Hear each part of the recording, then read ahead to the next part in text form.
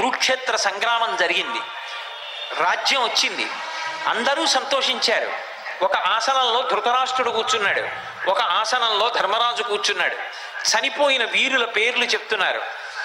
నాకు చెందినవాడు ధర్మరాజులు నువ్వులు నీళ్లు వదులుతున్నాడు.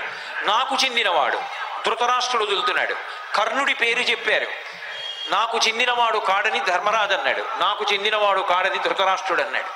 కుంతీదేవి తట్టుకోలేకపోయింది.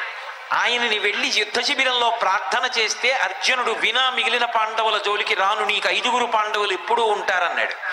అటువంటి తన కొడుకుని జీవితంలో ఎప్పుడూ కన్యాసంతానం చెప్పలేకపోయింది.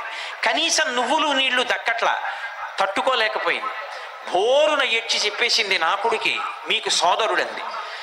ఇంత ఏ పాండవుల కోసం కష్టపడిందో ధర్మరాజు అన్నాడు, ఎంత తప్పు చేశావమ్మా, ఆ కర్ణుడు పట్టాభిషేకం చేసుకోవాలి పెద్దవాడు, నువ్వు ఈ రహస్యాన్ని దాచి అన్నని చంపించావు, కాబట్టి ఆడదాని నోట నువ్వు గింజనానినంతసేపు నిజము దాగకుండుగా కాని శాపం ఇచ్చి తల్లిది ఎవరి కోసం కష్టపడిందో ఆ బిడ్డల వలన శాపం పొందింది.